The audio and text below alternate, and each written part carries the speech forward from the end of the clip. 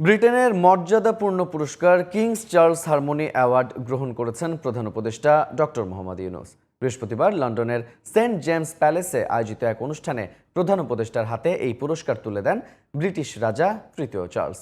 এর আগে লন্ডনের বাকিংহাম প্যালেসে ব্রিটেনের রাজা তৃতীয় চার্লসের সঙ্গে একান্ত সাক্ষাৎ করেন প্রধান উপদেষ্টা।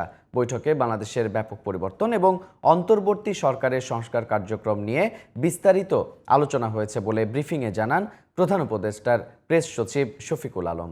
সাজ্জাদ হোসেনের রিপোর্ট। বৃহস্পতিবার লন্ডনের স্থানীয় সময় সন্ধ্যায় সেন্ট জেমস প্যালেসে এক আড়ম্বরপূর্ণ অনুষ্ঠানে ব্রিটেনের অন্যতম মর্যাদা সম্পন্ন পুরস্কার কিংস চার্লস হারমোনি অ্যাওয়ার্ড প্রধান উপদেষ্টা ডক্টর মোহাম্মদ ইউনূসের হাতে তুলে দেন ব্রিটিশ রাজা তৃতীয় চার্লস। সমাজের বিভিন্ন ক্ষেত্রে অসামান্য অবদানের জন্য ডক্টর ইউনূসকে এ পুরস্কারে ভূষিত করা হয়। এর আগে সকালে লন্ডনের বাকিংহাম প্যালেসে ব্রিটিশ রাজা তৃতীয় চার্লসের সঙ্গে মর্যাদাপূর্ণ একান্ত সাক্ষাতে মিলিত হন প্রধান উপদেষ্টা।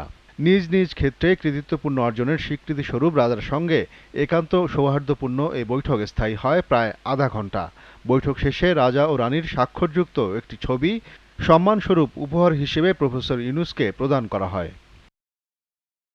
পরে ব্রিফিংয়ে প্রধান উপদেষ্টার প্রেস সচিব একান্ত বৈঠকটিকে প্রধান উপদেষ্টার যুক্তরাজ্য সফরের সবচেয়ে গুরুত্বপূর্ণ ঘটনা বলে অবহিত করেন। বৈঠকে বাংলাদেশের চলমান গণতান্ত্রিক রূপান্তর প্রক্রিয়া ও সংস্কার কার্যক্রম নিয়ে আলোচনা হয়েছে বলে জানান তিনি। কিং চার্লসের সাথে আমাদের চিফ অ্যাডভাইজারের একটা ওয়ান অন ওয়ান একটা মিটিং হয়েছে। এটা একটা প্রাইভেট মিটিং ছিল, এটা ওনারা দুইজনই ছিলেন ওই মিটিংয়ে, এবং সেই মিটিংয়ে বাংলাদেশের যে একটা বড় রকমের একটা যে ট্রানজিশন হচ্ছে সেগুলো নিয়ে কথা হয়েছে।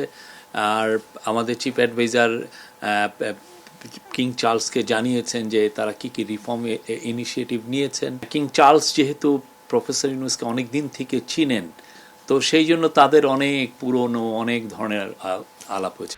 শুক্রবার বিএনপির ভারপ্রাপ্ত চেয়ারপারসন তারেক রহমানের সঙ্গে প্রধান উপদেষ্টার বৈঠকে দেশের সার্বিক বিষয়ে গুরুত্বপূর্ণ আলোচনা হবে বলেও জানান প্রেস সচিব।